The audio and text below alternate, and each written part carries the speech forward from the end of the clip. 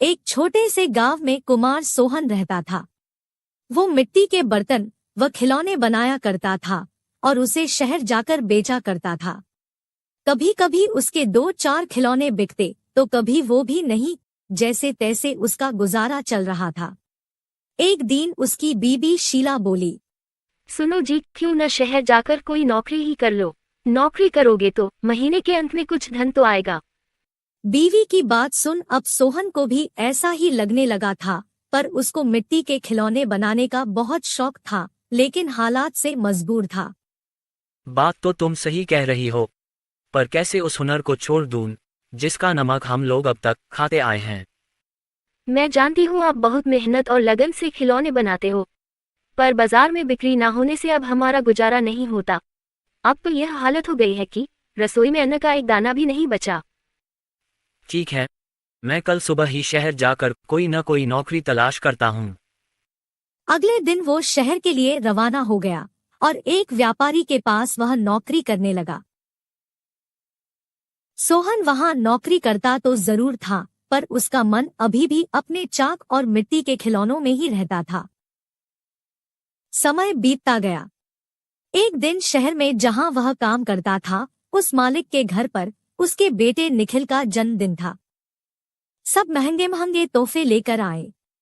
सोहन ने सोचा, क्यों ना मैं मिट्टी का खिलौना बनाऊं और बच्चे के लिए लेकर जाऊं। वैसे भी हम गरीबों का तोहफा कौन देखता है। यह सोचकर वह मिट्टी का खिलौना बनाया और बनाकर जन्मदिन पर ले गया।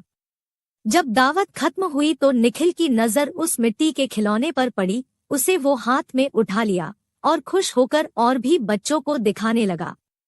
खिलौना सभी बच्चों को बहुत पसंद आया और जिद करने लगे कि उनको भी वैसा ही खिलौना चाहिए।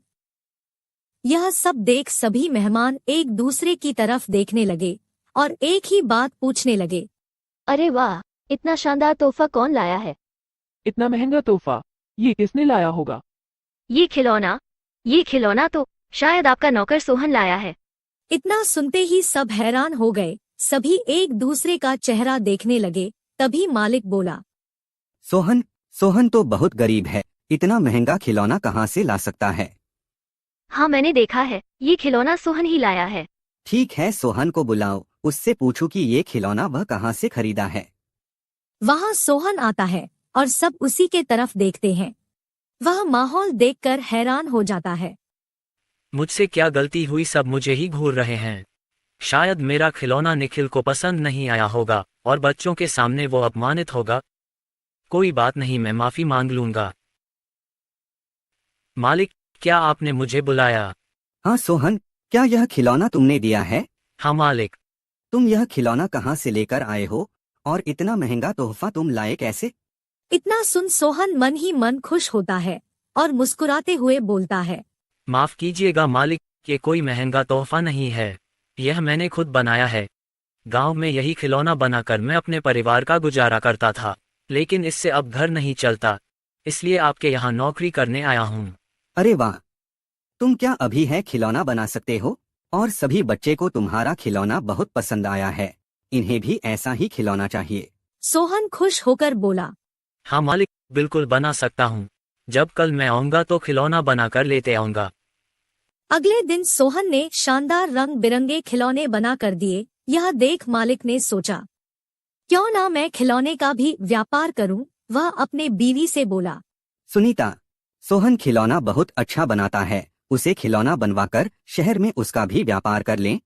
उसे सोहन को उसके मनपसंद का काम भी मिल जाएगा और उससे अच्छी तनख्वाह भी मिल जाएगी, साथ ही साथ एक मोटी रकम हम भी कमा लेंगे। ये तो अच्छा विचार है जी। यह सोच मालिक ने सोहन को खिलौना बनाने के काम पर लगा दिया और बदले में हर महीने अच्छी खासी तनख्वाह देने लगा और रहने को घर भी दिया। यह सब पाकर सोहन और उसका परिवार बहुत खुश हो गया और सोहन को उसके मनपसंद का काम भी मिल गया। दोनों हंसी खुशी रहने लगे।